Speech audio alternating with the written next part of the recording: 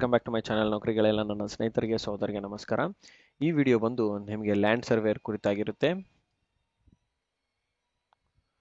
Land surveyor physics classes ಆಗಿರುತ್ತೆ.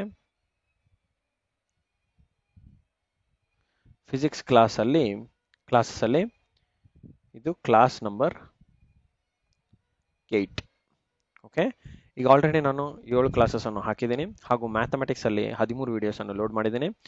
So ಯಾರ್ಯಾರು ನನ್ನ ಚಾನಲಲ್ಲಿ ಇರುವಂತಹ ವಿಡಿಯೋಸ್ ನೋಡಿಲ್ಲ, ಮೊದಲಾಗಿ ಆ ವಿಡಿಯೋಸ್ ಎಲ್ಲ ವಾಚ್ ಮಾಡ್ಕೊಳ್ಳಿ. ಸೊ ದಟ್ ನಿಮಗೆ ಕಂಟಿನ್ಯೂಷನ್ ಆಗಿ ಇರುತ್ತೆ ಗೈಸ್. ಓಕೆ, ಸೊ ನಿಮ್ಮ ಪ್ರಿಪ್ರೇಷನ್ಗೆ ಹೆಲ್ಪ್ ಆಗುತ್ತೆ. ಓಕೆ, ಮ್ಯಾಥಮೆಟಿಕ್ಸ್ ಕ್ಲಾಸಸ್ ನಾನು ಹಾಕ್ತಾ ಇರ್ತೀನಿ. ಸೊ ಚಾನಲ್ನ ಹೊಸದಾಗಿ ನೋಡೋ ವೀಕ್ಷಕರಿಗೆ ನಾನು ಹೇಳೋದೇನಂತಂದರೆ ಸಬ್ಸ್ಕ್ರೈಬ್ ಮಾಡ್ಕೊಳ್ಳಿ. ಸೊ ದಟ್ ನಮ್ಮ ಚಾನಲಲ್ಲಿ ಹಾಕೋ ಪ್ರತಿ ವಿಡಿಯೋ ಅಪ್ಡೇಟು ಸಹ ನಿಮಗೆ ಸಿಗುತ್ತೆ ಗೈಸ್. ಓಕೆ, ಆ್ಯಂಡ್ ಈ ವಿಡಿಯೋನು ಕೊನೆ ತನಕ ವಾಚ್ ಮಾಡಿ ಹಾಗೂ ವಿಡಿಯೋನಲ್ಲಿ ಹಾಕಿರೋಂಥ ಮಾಹಿತಿ ನಿಮಗೆ ಲೈಕ್ ಆಗಿದೆ ಲೈಕ್ ಮಾಡಿ ಹಾಗೂ ಕಮೆಂಟ್ ಮಾಡಿ. So that for better improvement. Okay, better improvement for our teaching value. Okay, so ಈಗ ನಾವು ಕಂಟಿನ್ಯೂ ಮಾಡೋಣ ಗೈಸ್. ಇದು ಕ್ಲಾಸ್ ನಂಬರ್ 8 ಆಗಿರುತ್ತೆ. Okay, class number 8. So let us begin with the topic of magnetism. Okay, ನೋಡಿ, magnetic lines of force. ನನಗೆ ಇನ್ನೊಂದು ಏನಂತಂದ್ರೆ guys, ತುಂಬ ಹಲವಾರು ವಿದ್ಯಾರ್ಥಿಗಳು ಕಮೆಂಟ್ ಮಾಡ್ತಾ ಇದ್ದಾರೆ, ಸರ್ ಕ್ಲಾಸಸ್ ಡೈಲಿ ಮಾಡಿ ಅಂತ. ಸೊ ನಾನು ನಿಮ್ಮ ಮೇಲೆ ಡೈಲಿ ಕ್ಲಾಸಸ್ನ ಹಾಕ್ತಾ ಇರ್ತೀನಿ. ಸೊ ನಿಮಗೆ ಕಂಟಿನ್ಯೂಸ್ ಆಗಿ ಅಪ್ಡೇಟ್ ಸಿಗಬೇಕು ಅಂತಂದರೆ ಸಬ್ಸ್ಕ್ರೈಬ್ ಮಾಡ್ಕೊಳ್ಳೋದು ಮಾತ್ರ ಮರಿಬೇಡಿ. ಸೊ ದಟ್ ನಿಮಗೆ ಈಚ್ ವಿಡಿಯೋ ಅಪ್ಡೇಟು ಸಹ ಸಿಗುತ್ತೆ guys. Okay, and so let me proceed with my teaching. So ಇವತ್ತು ನಾವು magnetic lines of force around a bar magnet ಬಗ್ಗೆ ನೋಡ್ತಾ ಇದ್ದೀವಿ ಗೈಸ್. ಒಂದು ಸಿಂಪಲ್ ಆಗಿ ನೆನ್ಪಿಟ್ಕೊಳ್ಳಿ, ಒಂದು ಬಾರ್ ಮ್ಯಾಗ್ನೆಟ್ ಇದೆ, ಒಂದು ನಾರ್ತ್ ಪೋಲ್, ಒಂದು ಸೌತ್ ಪೋಲ್. ಇದರಲ್ಲಿ ಏನಂತ ಇಂಪಾರ್ಟೆಂಟ್ ಏನಿಲ್ಲ. ಒಂದು ಮ್ಯಾಗ್ನೆಟಿಕ್ ಲೈನ್ಸ್ ಆಫ್ ಫೋರ್ಸ್ ಹೇಗೆ ಕ್ರಿಯೇಟ್ ಆಗಿರುತ್ತೆ, ಓಕೆ, ಇದರಲ್ಲಿ ಬರೋಂತಹ ಇಂಪಾರ್ಟೆಂಟ್ ಪಾಯಿಂಟ್ಸ್ ಏನು ಅನ್ನೋದ್ರ ಬಗ್ಗೆ ನಾನು ಇವತ್ತು ನಿಮಗೆ ಹೇಳ್ಕೊಡ್ತೀನಿ.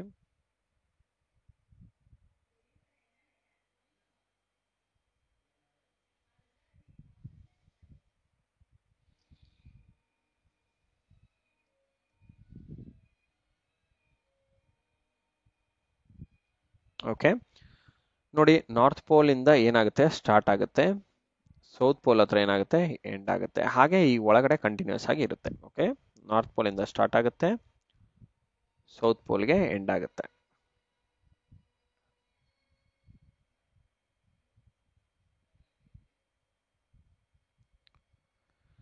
ಸೊ ಇದು very important. Okay, north pole ಇಂದ ಸ್ಟಾರ್ಟ್ ಆಗುತ್ತೆ ಹಾಗೂ ಸೌತ್ ಪೋಲ್ಗೆ ಎಂಡ್ ಆಗುತ್ತೆ. ಸೊ ಏನೇನು important points about a bar magnet of magnetic lines of force ಅಂತಂದ್ರೆ, ಯಾವಾಗಲೂ ಕಂಟಿನ್ಯೂಸ್ ಆಗಿರುತ್ತೆ. ಏನು, ಕಂಟಿನ್ಯೂಸ್ ಮ್ಯಾಗ್ನೆಟಿಕ್ ಫೀಲ್ಡ್ಸ್ ಇರುತ್ತೆ.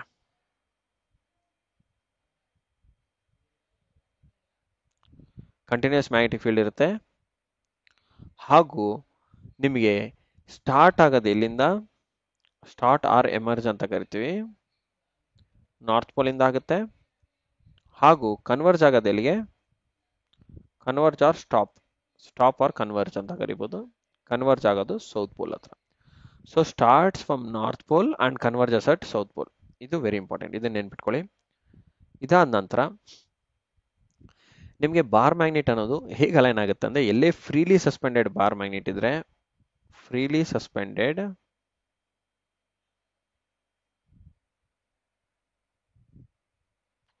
ಯಾವಾಗಲೂ ನಾರ್ತ್ ಸೌತ್ ಡೈರೆಕ್ಷನ್ಗೆ ಅದು ಅಲೈನ್ ಆಗುತ್ತೆ. ನಾರ್ತ್ ಸೌತ್ ಡೈರೆಕ್ಷನ್ ಅಲ್ಲಿ ಅಲೈನ್ ಆಗುತ್ತೆ. ಅಂದ್ರೆ ನೀವು ಫ್ರೀ ಆಗಿ ಎಲ್ಲೇ ಒಂದು ಬಿಟ್ಟಿದ್ರೆ ಈ ಮ್ಯಾಗ್ನೆಟ್ ನ ಅಂತಂದ್ರೆ ಅದು ಇಮಿಡಿಯೇಟ್ ಆಗಿ ನಾರ್ತ್ ಸೌತ್ ಡೈರೆಕ್ಷನ್ಗೆ ಟಿಲ್ಟ್ ಆಗಿರುತ್ತೆ. ಓಕೆ, ಇದೊಂದು ಇಂಪಾರ್ಟೆಂಟ್. ಹಾಗೂ ಈ ಮ್ಯಾಗ್ನೆಟಿಕ್ ಲೈನ್ಸ್ ಆಫ್ ಫೋರ್ಸ್ ಏನಿದೆ ಅಲ್ವಾ, ಮ್ಯಾಗ್ನೆಟಿಕ್ ಲೈನ್ಸ್ ಆಫ್ ಫೋರ್ಸ್ ಏನಿರುತ್ತೆ, ಕ್ಲೋಸ್ಡ್ ಆಗಿರುತ್ತೆ ಅಂಡ್ ಕಂಟಿನ್ಯೂಸ್ ಲೂಪ್ ಇರುತ್ತೆ. ಅದು ವೆರಿ ಇಂಪಾರ್ಟೆಂಟ್. ಕಂಟಿನ್ಯೂಸ್ ಲೂಪ್ ಇರುತ್ತೆ ಹಾಗೂ ಮ್ಯಾಗ್ನೆಟ್ ಒಳಗಡೆ ಹೇಗಿರುತ್ತೆ, ಮ್ಯಾಗ್ನೆಟ್ ಒಳಗಡೆ ವರ್ಟಿಕಲ್ ಆಗಿರುತ್ತೆ.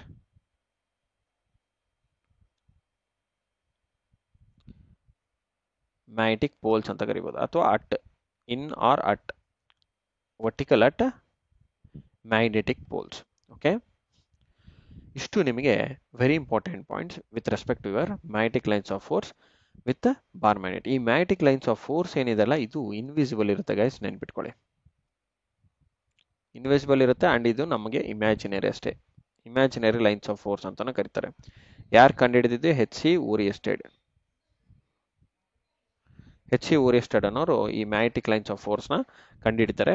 ಸೊ ಇಷ್ಟು ನಿಮಗೆ ಇಂಪಾರ್ಟೆಂಟ್ ಮಾಹಿತಿ related to the magnetic lines of force around a bar magnet ಆಗಿರುತ್ತೆ. ಓಕೆ, ನೆಕ್ಸ್ಟ್ ಎಲೆಕ್ಟ್ರೋಮ್ಯಾಗ್ನೆಟಿಸಮ್ ಅಂದ್ರೆ ಏನು ಗೈಸ್?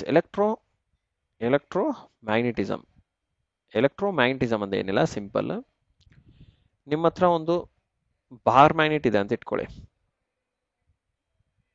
ಈ ಬಾರ್ ಮ್ಯಾಗ್ನೆಟ್ ಏನು? ಪರ್ಮನೆಂಟ್ ಆಗಿ ಮ್ಯಾಗ್ನೆಟಿಕ್ ಫೀಲ್ಡ್ಸ್ನ ಜನರೇಟ್ ಮಾಡ್ತಾ ಇರುತ್ತೆ ಕಂಟಿನ್ಯೂಸ್ ಆಗಿ. ಸೊ ಇದಕ್ಕೆ ಎಲೆಕ್ಟ್ರಿಸಿಟಿ ಕೊಡಲ್ಲ. ಎಲ್ಲಿ ನಾವು ಎಲೆಕ್ಟ್ರಿಸಿಟಿನ ಕೊಡ್ತೀವಿ? Where we give electricity? ಎಲ್ಲಿ? ಫಾರ್ ಎಕ್ಸಾಂಪಲ್ ಕಾಯಿಲ್ ಇದೆ ನನ್ನ ಹತ್ರ, ಏರ್ ಕೋಡ್ ಕಾಯಿಲ್, ಇದು ಏರ್ ಕೋಡ್. ಇಲ್ಲ ಐರನ್ ಇಟ್ಟುಬಿಟ್ಟು ಐರನ್ ಮೇಲೆ ನಾನು ಕಾಯಿಲ್ನ ಸುತ್ತಿದ್ದೇನೆ ಅಂತಂದ್ರೆ ಇದೇನಾಗುತ್ತೆ? ಐರನ್ ಕೋಡ್ ಕಾಯಿಲ್ ಆಗುತ್ತೆ. ಐರನ್ ಕೋಡ್ ಕಾಯಿಲ್ ಅಂತ ಕರಿತೀವಿ. ಇದೇನಿದು? Air code coil. ನೆನ್ಪಿಟ್ಕೊಳ್ಳಿ, ಇವೆರಡು ವೆರಿ ಇಂಪಾರ್ಟೆಂಟ್. ಇವೆರಡಕ್ಕೆ ನಾನು ಪವರ್ ಸಪ್ಲೈನ ಕೊಡ್ತೀನಿ, ಬ್ಯಾಟ್ರಿನ ಕೊಡ್ತೀನಿ. ಆಗೇನಾಗುತ್ತೆ? ಕರೆಂಟ್ ಫ್ಲೋ ಆಗೋದು ಸ್ಟಾರ್ಟ್ ಆಗುತ್ತೆ. ಓಕೆ, ವೋಲ್ಟೇಜ್ ಸೋರ್ಸ್ ಕೊಡ್ತೀನಿ, ಆವಾಗ ಏನಾಗುತ್ತೆ? ಕರೆಂಟ್ ಫ್ಲೋ ಆಗೋದು ಸ್ಟಾರ್ಟ್ ಆಗುತ್ತೆ. ಓಕೆ, ಜಸ್ಟ್ ಕರೆಂಟ್ ಫ್ಲೋ ಆಗೋದು ಸ್ಟಾರ್ಟ್ ಆದರೆ ಮುಗಿತಾ? ಒಂದು ಯಾವುದೇ ಒಂದು ವೋಲ್ಟೇಜ್ ಸೋರ್ಸ್ ಕನೆಕ್ಟ್ ಮಾಡಿದೀವಿ, ಅದು DC ಇರ್ಬೋದು ಅಥವಾ AC ಇರ್ಬೋದು. ನೆನ್ಪಿಟ್ಕೊಳ್ಳಿ, ಇದರಲ್ಲೂ ಇಂಪಾರ್ಟೆಂಟ್ ಇದೆ. ಎಲೆಕ್ಟ್ರೋಮ್ಯಾಗ್ನೆಟಿಸಮ್ ಆಗಬೇಕಂತಂದ್ರೆ ನಾವು DC ಕೊಡ್ಬೇಕಾ AC ಕೊಡ್ಬೇಕಾ ಅನ್ನೋದು ಇಂಪಾರ್ಟೆಂಟ್. ಯಾವಾಗಲೂ ನಾವು DC ಸಪ್ಲೈ ಕೊಡ್ತೀವಿ ಗೈಸ್, ನೆನ್ಪಿಟ್ಕೊಳ್ಳಿ. We always give only DC supply to the electromagnetic coils. ಯಾಕೆ ಅಂತಂದ್ರೆ DC ನಲ್ಲಿ ನಮಗೆ ಕಾನ್ಸ್ಟ್ಯಾಂಟ್ ಮ್ಯಾಗ್ನೆಟಿಕ್ ಫೀಲ್ಡ್ ಕ್ರಿಯೇಟ್ ಆಗುತ್ತೆ. It creates constant magnetic field. ಇದು ವೆರಿ ಇಂಪಾರ್ಟೆಂಟ್. AC ಕೊಡಲ್ಲ, AC ಎನರ್ಜಿನ ನಾವು ಕೊಡಲ್ಲ. AC source is not suitable. ಯಾಕೆ ಅಂತಂದ್ರೆ ಅದು ಆಲ್ಟರ್ನೇಟ್ ಆಗ್ತಾ ಇರುತ್ತೆ. ಹಾಗೆ ನಮ್ಮ ಮ್ಯಾಗ್ನೆಟಿಕ್ ಫೀಲ್ಡ್ ಆಫ್ ಲೈನ್ಸು ಸಹ ಆಲ್ಟರ್ನೇಟ್ ಇರುತ್ತೆ. ಅಂದ್ರೆ ಒಂದ್ಸಲ ಕ್ರಿಯೇಟ್ ಆಗುತ್ತೆ, ಆದ್ಮೇಲೆ ಝೀರೋಗೆ ಹೋಗ್ಬಿಡುತ್ತೆ, ಮತ್ತೆ ಕ್ರಿಯೇಟ್ ಆಗೋದು ಝೀರೋ ಆಗುತ್ತೆ. ಈ ತರ ಆಗೋದು ನಮಗೆ ಇಷ್ಟ ಇಲ್ಲ. ಯಾವಾಗಲೂ ನಮಗೆ ಮ್ಯಾಗ್ನೆಟಿಕ್ ಫೀಲ್ಡ್ ಏನಿರಬೇಕು? ಕಂಟಿನ್ಯೂಸ್ ಆಗಿ ಫುಲ್ ಆಗಿ ನಮಗೆ ಮ್ಯಾಗ್ನೆಟಿಕ್ ಫೀಲ್ಡ್ ಸಿಗ್ತಾ ಇರಬೇಕು.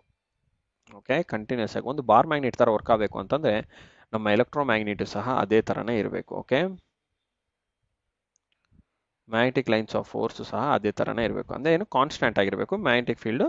ಅವಾಗ ನಮಗೆ ಮ್ಯಾಗ್ನೆಟಿಕ್ ಫೀಲ್ಡ್ ನಮಗೆ ಯೂಸ್ ಮಾಡ್ಕೋಬಹುದು. ಓಕೆ, ಏನೋ ಒಂದಕ್ಕೆ ಯೂಸ್ ಮಾಡ್ಬೋದು. ಇಲ್ಲ ಅಂತಂದ್ರೆ ಈ ತರ ಆಲ್ಟರ್ನೇಟಿಂಗ್ ಇತ್ತು ಅಂತಂದ್ರೆ we cannot use such type of magnetic lines of forces guys. ಅದೊಂದು ನೆನ್ಪಿಟ್ಕೊಳ್ಳಿ. ಓಕೆ, ಸೊ ಈ ತರ ಮ್ಯಾಗ್ನೆಟಿಕ್ ಫೀಲ್ಡ್ ನ ಕ್ರಿಯೇಟ್ ಮಾಡಿದ್ರೆ ಅದನ್ನ ನಾವು ಎಲೆಕ್ಟ್ರೋಮ್ಯಾಗ್ನೆಟಿಸಮ್ ಅಂತ ಕರಿತೀವಿ. ಇಲ್ಲಿ ನಾವು ವೋಲ್ಟೇಜ್ ಇಷ್ಟೇ ಇರಬೇಕು ಅಷ್ಟೇ ಇರಬೇಕು ಅಂತ ಏನು ಕಂಡೀಷನ್ ಏನಿಲ್ಲ. It should always be DC. ಇದೇ ಒಂದು ಕಂಡೀಷನ್. ಏನು? It should always be DC ಎನರ್ಜಿನೇ ಇರಬೇಕು. DC ಅಂದೇನು? Direct current. ನೆನ್ಪಿಟ್ಕೊಳ್ಳಿ, DC means it's a direct current. Direct current ಇದ್ದೇ ಮಾತ್ರನೇ ನಮಗೆ ಎಲೆಕ್ಟ್ರೋಮ್ಯಾಗ್ನೆಟ್ ತರ ವರ್ಕ್ ಆಗಕ್ಕೆ ಸಾಧ್ಯ ಆಗುತ್ತೆ. AC ಎನರ್ಜಿ ಕೊಟ್ಟರೆ you cannot use such type of sources as electromagnetism create ಮಾಡೋದಕ್ಕೆ ಯೂಸ್ಫುಲ್ ಆಗಲ್ಲ. Okay, so that's it about the electromagnetism guys. Let us proceed to the next topic. So ಇದು ನಿಮ್ಮ last topic of electromagnetism ಆಗಿರುತ್ತೆ. Last topic of your magnetism. Instruments using magnetic field of electric current. ಯಾವ್ದಾವ್ದು instruments ನಾವು already ನೋಡಿದ್ವಿ. Instruments ಅಂದ್ರೆ ಯಾವ್ದು? Measuring instruments. CT ನಲ್ಲಿ use ಮಾಡ್ತೀವಿ ಮ್ಯಾಗ್ನೆಟಿಕ್ ಫೀಲ್ಡ್ ನ. CT ಅಂದೇನು? Current transformer. ಓಕೆ, ಎಲ್ಲ ಟ್ರಾನ್ಸ್ಫಾರ್ಮರ್ಸ್ ಗೈಸ್, ಎಲ್ಲ ಟ್ರಾನ್ಸ್ಫಾರ್ಮರ್ಸ್ ಅಲ್ಲಿ ಯೂಸ್ ಮಾಡ್ತೀವಿ ಸಿಂಪಲ್ ಆಗಿ ಹೇಳ್ಬೇಕಂದ್ರೆ. ಮತ್ತೆ ಇಂಡಕ್ಷನ್ ಎಲ್ಲ ಮೋಟರ್ಸ್ ಅಲ್ಲಿ ಯೂಸ್ ಮಾಡ್ತೀವಿ. ಈಗ ಮೆಜರಿಂಗ್ ಇನ್ಸ್ಟ್ರೂಮೆಂಟ್ಸ್ ಅಂತ ಬಂದ್ರೆ ಎಲ್ಲಾ ಮೀಟರ್ಸ್ ಅಲ್ಲಿ ಯೂಸ್ ಮಾಡ್ತೀವಿ. ಓಕೆ, ಒಂದು ವೋಲ್ಟ್ ಮೀಟರ್ ಇರ್ಬೋದು, ಆಮ್ ಮೀಟರ್ ಇರ್ಬೋದು, ಒಂದು ವ್ಯಾಟ್ ಮೀಟರ್ ಇರ್ಬೋದು. ಓಕೆ, ಯಾವುದೇ ಮೀಟರ್ ನೀವು ಜಸ್ಟ್ ನೇಮ್ ಮಾಡಿ ಆ ಇನ್ಸ್ಟ್ರೂಮೆಂಟ್ ಅಲ್ಲಿ ನಿಮಗೆ ಏನಿರುತ್ತೆ? ಆ ಇನ್ಸ್ಟ್ರೂಮೆಂಟ್ ಅಲ್ಲಿ ಮ್ಯಾಗ್ನೆಟ್ ಇದ್ದೇ ಇರುತ್ತೆ. Magnetic field of electric current use ಮಾಡ್ತೀವಿ ಗೈಸ್. ಸೊ ಮೆಜರಿಂಗ್ ಇನ್ಸ್ಟ್ರೂಮೆಂಟ್ಸ್ ಅಂತಂದ್ರೆ ಒಂದು ವೋಲ್ಟೇಜ್ ಮೆಜರ್ ಮಾಡೋಕ್ಕೆ, ಕರೆಂಟ್ ಮೆಜರ್ ಮಾಡೋಕ್ಕೆ, ಪವರ್ನ ಮೆಜರ್ ಮಾಡೋದಕ್ಕೆ, ಇಂಪಿಡೆನ್ಸ್ನ ಮೆಜರ್ ಮಾಡೋದಕ್ಕೆ ಮೆಗ್ಗರ್ ಅಂತ ಡಿವೈಸ್ ಬರುತ್ತೆ. ಮೆಗ್ಗರಲ್ಲೂ ನಾವು ಮ್ಯಾಗ್ನೆಟಿಕ್ ಫೀಲ್ಡ್ ಯೂಸ್ ಮಾಡ್ತೀವಿ. ಓಕೆ, ಹಾಗೂ ಮೋಟರ್ಸ್ ಅಲ್ಲಿ ಯೂಸ್ ಮಾಡ್ತೀವಿ. ಅದು DC ಮೋಟರ್ ಆಗಿರ್ಬೋದು, AC ಮೋಟರ್ ಆಗಿರ್ಬೋದು, ಎಲ್ಲ ಕಡೆನೂ ನಾವು magnetic field of electric current use ಮಾಡ್ತೀವಿ. ಹಾಗೂ ಕರೆಂಟ್ ಟ್ರಾನ್ಸ್ಫಾರ್ಮರ್ ಆಗಿರೋದು, ಪೊಟೆನ್ಷಿಯಲ್ ಟ್ರಾನ್ಸ್ಫಾರ್ಮರ್ ಆಗಿರ್ಬೋದು, ಅಲ್ಲೂ ಯೂಸ್ ಮಾಡ್ತೀವಿ.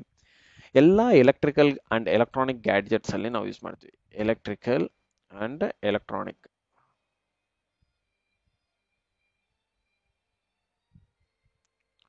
ಗ್ಯಾಡ್ಜೆಟ್ಸ್ ಅಲ್ಲಿ ನಾವು ಇನ್ಸ್ಟ್ರೂಮೆಂಟ್ಸ್ ನ ಯೂಸ್ ಮಾಡ್ತೀವಿ ಗೈಸ್. ಸೊ ಇಷ್ಟು ಹೇಳ್ತಾ ನಾನು ನನ್ನ ವಿಡಿಯೋನ ಮುಗಿಸ್ತಾ ಇದ್ದೀನಿ. ನಿಮಗೆ ನಾನು ಕೊಟ್ಟಿರೋ ವಿಡಿಯೋನಲ್ಲಿ ಮಾಹಿತಿ ಇಂಪಾರ್ಟೆಂಟ್ ಅನಿಸ್ತಂತಂದರೆ ದಯಮಾಡಿ ಲೈಕ್ ಬಟನ್ನ ಕ್ಲಿಕ್ ಮಾಡಿ ಗೈಸ್. ಅದೇ ನೀವು ನಮಗೆ ಕೊಡುವಂತಹ ಒಂದು ಫೀಡ್ಬ್ಯಾಕ್. ಓಕೆ, ಸಾರಿ, ನೀವು ಕೊಡುವಂತಹ ಫೀಡ್ಬ್ಯಾಕು ನಮಗೆ ಲೈಕ್ ಹಾಗೂ ಕಮೆಂಟ್ ಆ್ಯಂಡ್ ಸಬ್ಸ್ಕ್ರೈಬ್ ಮಾಡ್ಕೊಳ್ಳೋದು ಮಾತ್ರ ಮರಿಬೇಡಿ. ಸಬ್ಸ್ಕ್ರೈಬ್ ಮಾಡ್ಕೊಂಡಿದ್ದಾಗೆ ನಿಮಗೆ ಎಲ್ಲ ವಿಡಿಯೋ ಅಪ್ಡೇಟು ಸಹ ಸಿಗುತ್ತೆ ಗೈಸ್. ಓಕೆ, ಸೊ ಇಷ್ಟು ಹೇಳ್ತಾ ನಾನು ನನ್ನ ವಿಡಿಯೋನ ಮುಗಿಸ್ತಾ ಇದ್ದೀನಿ. So thank you for watching my video completely and see you in the next session guys and see you with the new chapter. Okay, thank you and wish you a good day guys.